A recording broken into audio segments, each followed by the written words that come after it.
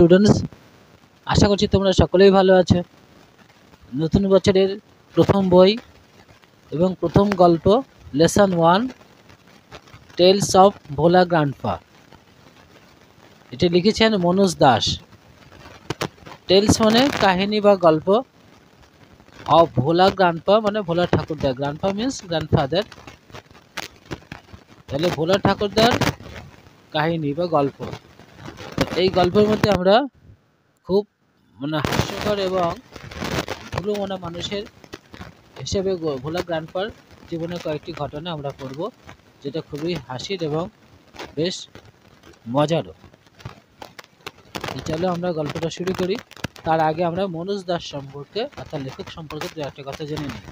Manoj Das was born in 1934, 1934 সালে এনার জন্ম।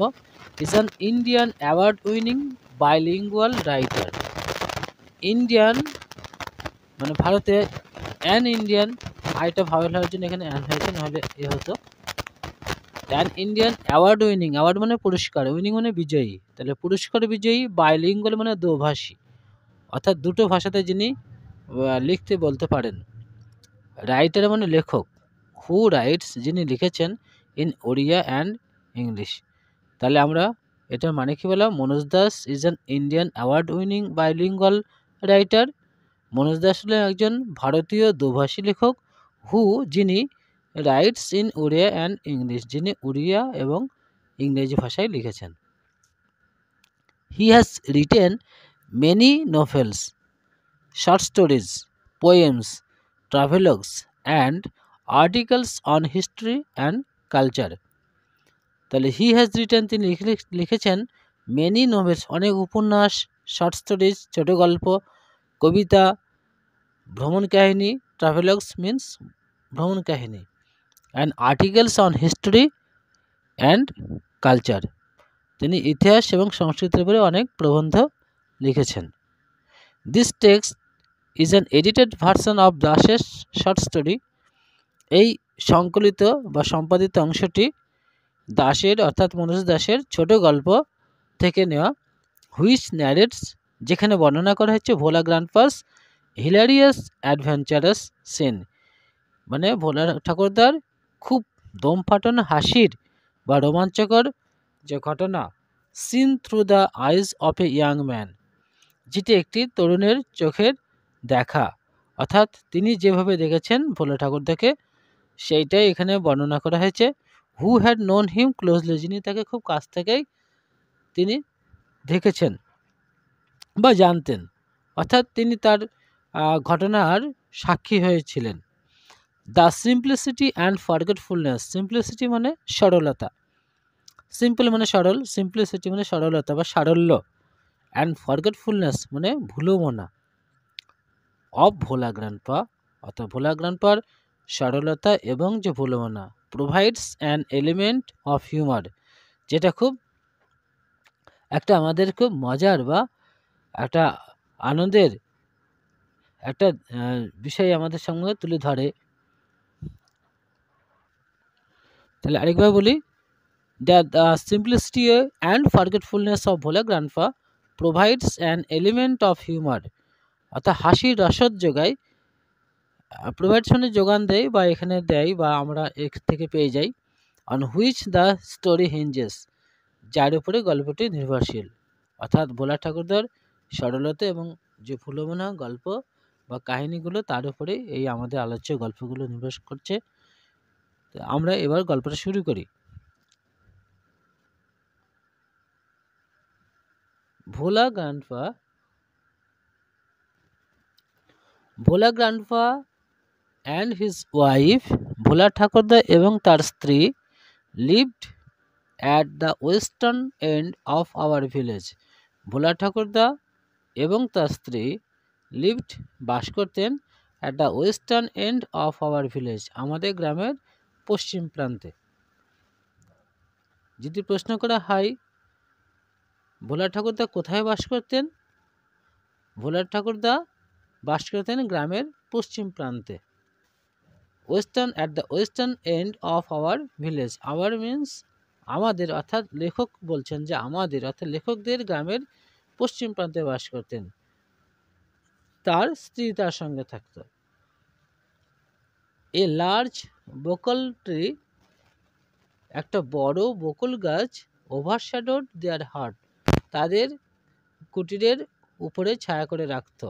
ওভারশ্যাডো মানে ঘরের উপরে ডালগুলো এসে পড়তো, তাতে ছায়া হতো, এইরকম অর্থেই বলা হয়েছে যে ওভারশ্যাডোড। তাহলে ঘরের উপরে কি ছিল? একটা বকুল গাছ ছিল। A large bakul tree, there was a large bakul tree over the heart. In the bakul tree, বকুল গাছে, লিভড মানে বাস করত, LIV লিভ মানে বাস করা, আর পাস্ট টেন্স এগুলো lived, a small troop of monkeys, একটা ছোট্ট বানরের দল। ট্রুপ অফ মাঙ্কিজ মানে বানরের দল। এটি একটি কালেকটিভ নাউন। এ ধরনের এরকম অনেক শব্দ হয়, যেমন এ gang of robbers, A flight of bird, একদল ডাকাত, এক ঝাঁক পাখি, এ সোয়ার্ম অফ ফিশ, এক ঝাঁক মাছ। এ ধরনের একসঙ্গে একটি শব্দের দ্বারা অনেককে বোঝানো হয়, এই জন্য এগুলোকে বলা হয় কালেকটিভ নাউন বা সমষ্টিবাচক বিশেষ্যপদ। যাই হোক, তাহলে একদল বানর বাস করত ওই বকুল গাছে, যে বকুল গাছটা ভোলা ঠাকুরদার চালের উপরে ছিল, ঘরের উপরে। ভোলার গ্র্যান্ডফা অ্যান্ড হিজ ওয়াইফ, ভোলার ঠাকুরদা এবং তার স্ত্রী, ডিড নট মাইন্ড ইট, কিছু মনে করতেন না। অর্থাৎ মাইন্ড মানে মনে করা, ডিড নট মাইন্ড নেগেটিভ অর্থ হয়ে গেল, কিছু মনে করতেন না এটাতে। অর্থাৎ ওই বানরদের যে বাদরামি, ছোটাছুটি, লাফালাফি, এগুলো নিয়ে ভোলা ঠাকুরদার কোনো মাথা ব্যথা ছিল না। এখন আমরা পরের অংশে চলে যাচ্ছি। ওয়ান মুনলিট নাইট, একটি চন্দ্রালোকিত রাত্রিতে, মুনলিট নাইট মানে হচ্ছে কি চাঁদনি রাত বা চন্দ্রালোকিত রাত্রি, জ্যোৎস্না রাত। We were returning from a festival, we মানে আমরা, অর্থাৎ লেখক এবং তার সঙ্গীদের কথা বলা হয়েছে। We were returning, past continuous টেন্সে আছে, এটা সাবজেক্টে পরে ওয়াজরে যে কোনো একটি এবং ভার্বের সঙ্গে যদি আইএনজি থাকে তাহলে সেটাকে আমরা বলবো পাস্ট কন্টিনিউয়াস টেন্স। অতীতে কোনো একটা কাজ চলছিল, এরকম অর্থে বোঝানো হয়েছে। We were returning from a festival, festival মানে উৎসব, এখানে মেলা। তাহলে আমরা একটি মেলা থেকে ফিরছিলাম। কখন ফিরছিলাম? অন এ মুনলিট নাইট, একটা চন্দ্রালোকিত রাত্রিতে। দ্য রোড ওয়াজ লং, রাস্তাটি ছিল দীর্ঘ, অ্যান্ড ফগি, ফগি মিন্স কুয়াশা। The road was long and foggy, fog মানে কুয়াশা আর ফগি মানে কুয়াশাচ্ছন্ন, এটা অ্যাডজেক্টিভ হয়ে গেল, বিশেষণ পদ। I was riding on the village chowkidar's shoulders, I was riding, এটাও বাক্যটা পাস্ট কন্টিনিউয়াসে আছে। আই ওয়াজ রাইডিং মানে আমি চড়েছিলাম বা চড়ে আসছিলাম। I was riding on the village chowkidar's shoulders, গ্রামের যে চৌকিদার তার কাঁধে চেপে আমি যাচ্ছিলাম বা আসছিলাম। সাডেনলি, হঠাৎই, ভোলা গ্র্যান্ডফা, ভোলা ঠাকুরদা, লেট আউট এ লাউড ওয়েল, লেট আউট এ লাউড ওয়েল মানে একটা জোরে চিৎকার করে উঠল, ওয়েল মানে আর্তচিৎকার, অর্থাৎ ভয় বা আতঙ্কে চিৎকার করে ওঠা, সেটাকে বলা হয় well, WAIL, well. Loud well মানে জোর চিৎকার করে উঠল, হঠাৎ আঁতকে উঠল। কী ব্যাপার? Every one in our party, আমাদের দলের, পার্টি মানে দল, আমাদের দলের প্রত্যেকেই ওয়াজ সারপ্রাইজড, অবাক হয়ে গেল। তাহলে এটা প্যাসিভ ভয়েসে বাক্যটা রয়েছে। তাহলে every one in our party was surprised by the sound, by the wail of Bhola grandpa, ভোলা ঠাকুরদের যে চিৎকার, তাতেই সকলে অবাক হয়ে গেল যে কী ব্যাপার, হঠাৎ যেতে যেতে ভোলা ঠাকুরদা এমন চিৎকার করে উঠল কেন। উই হল্টেড, আমরা থামলাম। এনকোয়ারি রিভিল্ড, এনকোয়ারি মানে খোঁজখবর নিয়ে, রিভিল্ড মানে প্রকাশিত হলো, অর্থাৎ খোঁজখবরের নিয়ে জানা গেল বা প্রকাশিত হলো, অর্থাৎ কারণটা জানা গেল কি, দ্যাট ভোলার grandpa had taken his grandson to the festival, ভোলার ঠাকুরদা হ্যাড টেকেন মানে নিয়ে এসেছিলেন, হিজ গ্র্যান্ডসন তার নাতিকে, টু দ্য ফেস্টিভ্যাল মানে ওই মেলাতে, অর্থাৎ ওই উৎসবে তার নাতিকে সঙ্গে করে তিনি মেলাতে এসেছিলেন। তাতে কী হলো? He had tightly held on to the two fingers of the boy, he had tightly held মানে ধরেছিলেন, টাইটলি মানে শক্ত করে, এটা অ্যাডভার্ব।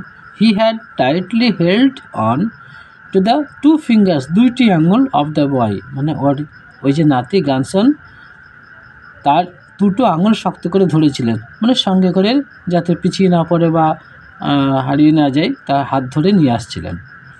এখন হলো কি, হি ডিড নট রিয়ালাইজ, তিনি বুঝতে পারেননি, রিয়ালাইজ মানে বুঝতে পারা, আর ডিড নট রিয়ালাইজ বুঝতে পারেননি, হোয়েন কখন, দোজ ফিঙ্গার্স ওই আঙুল দুটি স্লিপড আউট ফসকে গেছে, অর্থাৎ তিনি হাত ধরে ছেলেটিকে সঙ্গে করে নিয়ে আসছেন নাতিকে, কিন্তু কখন যে তার হাত থেকে ওই নাতির হাতের আঙুল দুটি ফসকে গেছে তিনি বুঝতে পারেননি, কিন্তু হাতটা সেই আঙুল দুটো ধরার মতো করেই তিনি হাঁটছিলেন। Bhola grandpa was continuing as before, Bhola ঠাকুরদা আগের মতোই চলছিলেন, অর্থাৎ সে হাতটা ধরার মতো অবস্থা করেই রয়েছেন, হাতটা বাড়ানো আছে। দেন তখন সামওয়ান আস্ক ভোলা গ্র্যান্ডপা, সামওয়ান মানে কোনো একজন, অর্থাৎ তার পার্টির, তার দলের কোনো একজন হতে বলল, হোয়াট হি ওয়াজ গ্রিফিং, সে কি ধরে রয়েছে, গ্রিপ মানে ধরে থাকা, হি ওয়াজ গ্রিফিং মানে তিনি ধরে রয়েছেন। হি রিমেম্বার্ড হিজ গ্র্যান্ডসন, তার নাতির কথা তার মনে পড়ল, রিমেম্বার মানে মনে করা বা মনে হওয়া, তার নাতির কথা তখনও মনে পড়ে গেছে। And let out A loud well, এবং তিনি জোরে চিৎকার করে উঠলেন। তার ভোলা ঠাকুরদার যে চিৎকার করে ওঠা, লেট আউট এ লাউড ওয়েল, তার কারণটা আমরা পেলাম কি, যে তার নাতিকে সঙ্গে করে ফিরছিলেন মেলা থেকে, কিন্তু হঠাৎ কখন তার নাতি তার হাত থেকে ফসকে গেছে এটা তিনি বুঝতে পারেননি। কিন্তু যখন সামওয়ান আস্ক, কেউ একজন তাকে বলল যে ভোলা ঠাকুরদা আপনি হাতটা ওইভাবে রেখেছেন কেন, কি ধরে রেখেছে, হাতে তো কিছুই নেই, তখন তার মনে পড়ে গেল, ওহো এই হাতে তো আমার নাতির আঙুল দুটি ধরা ছিল, নাতি গেল কোথায়। যখন দেখলো যে নেই, তখন তিনি চিৎকার করে উঠলেন। মানে এতটাই ভুল না যে নাতি সঙ্গে নেই, নিজের হাতে ধরে থেকেও হাত থেকে কখন চলে গেছে তিনি বুঝতে পারেননি, মানে এতটাই তিনি আত্মভোলা ছিলেন, মানে এই জন্য সত্যিই তিনি ভোলা নামটা তার সার্থক। যাই হোক, নাতিকে তখন খুঁজতে হবে। My father choose to sharp eyed man, আমার বাবা দুটি বেশ তীক্ষ্ণ চোখওয়ালা, অর্থাৎ বেশ ভালো, যারা অন্ধকারের মধ্যেও ওই নাতিকে খুঁজে পাবে এমন দুটি ভালো যারা দেখতে পায়, এরকম শার্প আইড ম্যান মানে তীক্ষ্ণ দৃষ্টিসম্পন্ন ব্যক্তিকে তারা বেছে নিলেন, চুজ মানে বেছে নিলেন, ফ্রম আওয়ার পার্টি মানে আমাদের দল থেকে। কেন? To go back with Bhola grandpa to the festival, ওই ফেস্টিভ্যালে ফিরে যাওয়ার জন্য, অর্থাৎ যে পথ দিয়ে তারা ফিরছিল সেই পথেই, বলা যেন কোথায় তা আছে তা জানা নেই, তাই ভোলা ঠাকুরদা দুজন সঙ্গে লোক নিয়ে তিনি আবার সে নাতিকে খুঁজতে গেলেন। দ্য গ্র্যান্ডসন ওয়াজ ফাউন্ড, নাতিকে পাওয়া গেল, বিফোর লং মানে অনতি বিলম্বে, অর্থাৎ খুব তাড়াতাড়ি পাওয়া গেল, বেশি দূর যেতে হয়নি তাদেরকে। He had taken a cozy shelter under a cow's belly, he had taken মানে সে নিয়েছিল, অর্থাৎ তার নাতি নিয়েছিল, এ কোজি মিনস আরামদায়ক, শেল্টার মানে আশ্রয়, আন্ডার এ কাউজ বেলি একটা গরুর পেটের নিচে সে একটা আরামদায়ক আশ্রয় নিয়েছিল। দেখতে পাচ্ছ যে গরুর পেটের নিচে চার পায়ের মাঝখানে বাচ্চাটা কেমন নিশ্চিন্তে বসে রয়েছে, যেন মায়ের কাছে তার ছেলে রয়েছে। আসলে গরুরাও, তাদেরও তো সন্তান আছে, তারা ছোটো ছোটো বাচ্চাদের খুব ভালোবাসে, তাদের কোনো ক্ষতি করে না, এই জন্য আশ্রয় দিয়েছে ছোটো বাচ্চাটিকে। তাহলে এই অংশে আমরা কি পড়লাম, যে ভোলা ঠাকুরদা একদিন ভোলা ঠাকুরদা মেলা থেকে ফিরছিলেন, সঙ্গে তার নাতি ছিল, কিন্তু নাতির হাত ফসকে গেলে তিনি আগের মতোই চলছিলেন। তখন কোনো একজন তাকে বলেন যে আপনি ওই হাতে কি ধরে রেখেছেন, তখন তার নাতির কথা মনে পড়ে যায় এবং তিনি আর্তচিৎকার করে ওঠেন বা জোরে চিৎকার করে কেঁদে ওঠেন।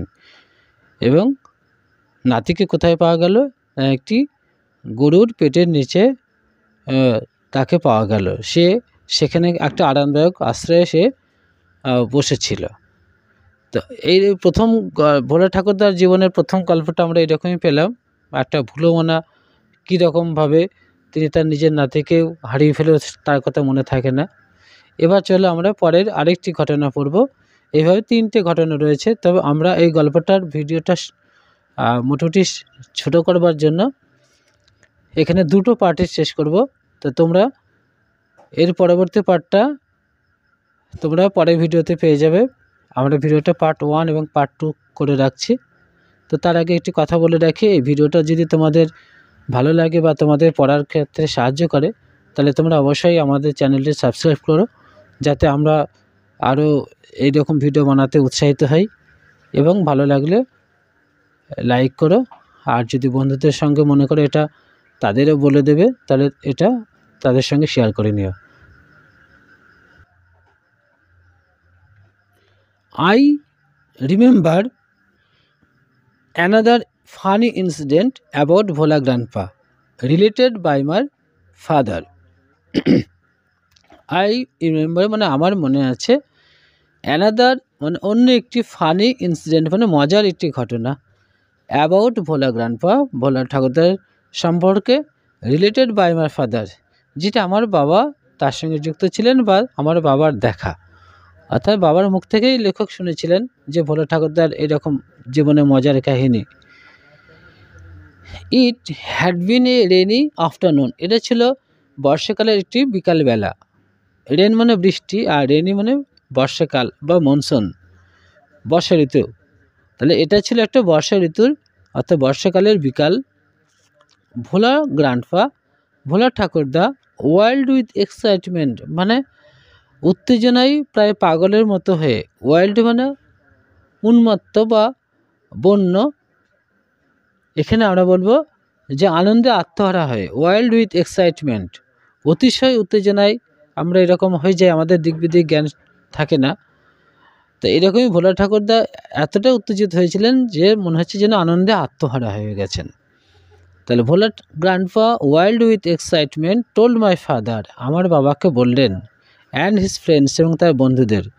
তাহলে told my father and his friends, আমার বাবা এবং তার বন্ধুদের বললেন, কি বলেন, দ্যাট হি হ্যাড সিন, সে দেখেছে, এ গ্যাং অফ পাইরেটস, একদল জলদস্যুকে। এটাও collective noun, A gang of pirates.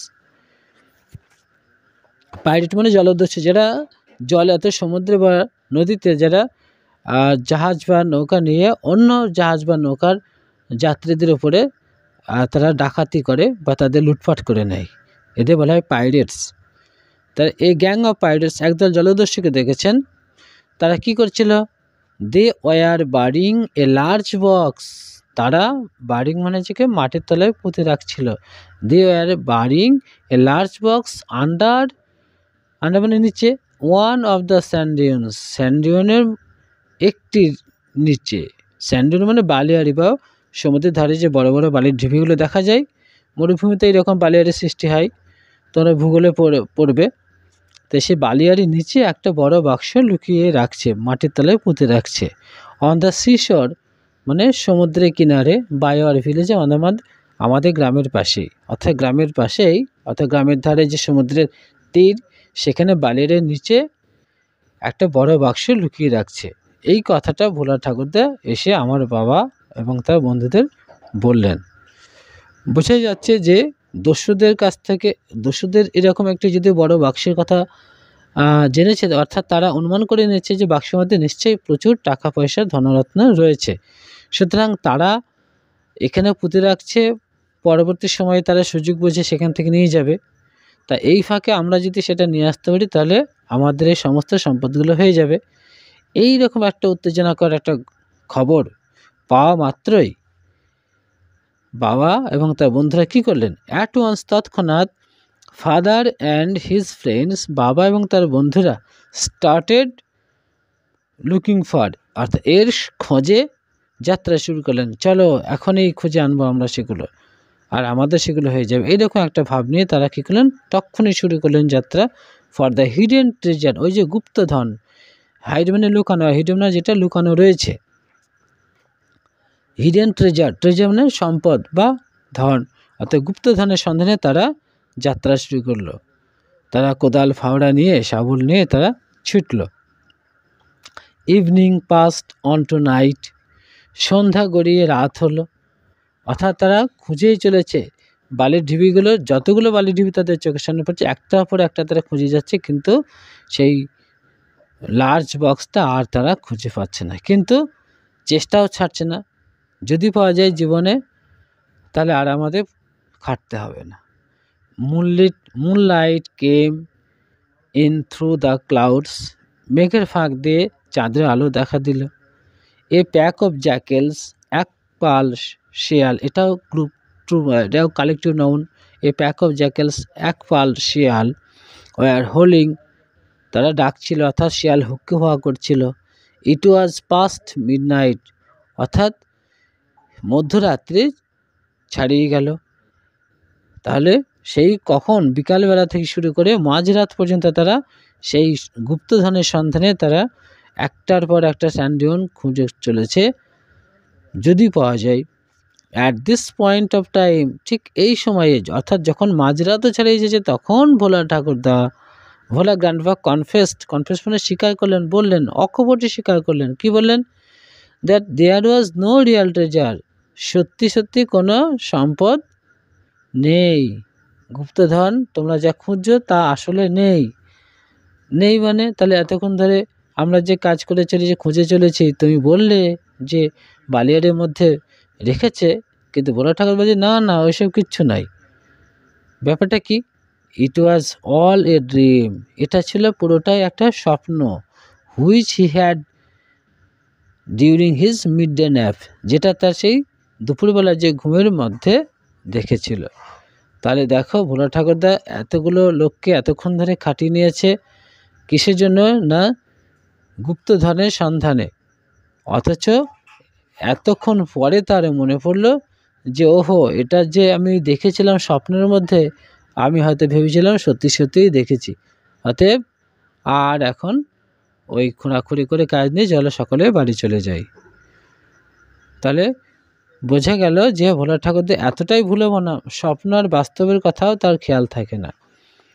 তো এইভাবে আমরা তাহলে এই অংশটার মধ্যে পেলাম যে কোনো এক বিকালবেলায় বৃষ্টি ভেজা, অর্থাৎ বর্ষাকালের বিকালে তিনি তার লেখকের বন্ধু এবং লেখকের বাবা এবং তার বন্ধুদের মধ্যে এসে একটা খবর বললেন। খবরটা কি?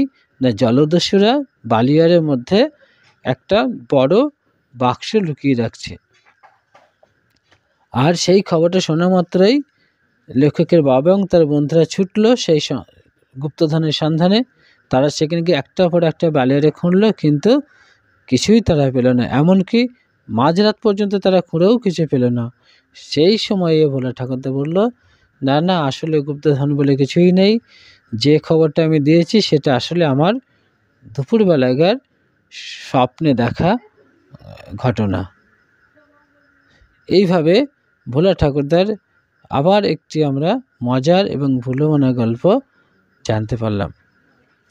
এর পরবর্তী ঘটনাটা আরও ইন্টারেস্টিং আছে, তো সেটা আমরা পরবর্তী ভিডিওতে গিয়ে দেখব। তো এইটা তোমরা ভালো করে জেনে বুঝে নাও এবং অর্থগুলো সব তোমরা জানাবার চেষ্টা করো। পরের ভিডিওতে নিয়ে আবার তোমাদের সঙ্গে আসছি, ততক্ষণ তোমরা ভালো থেকো। Bye bye.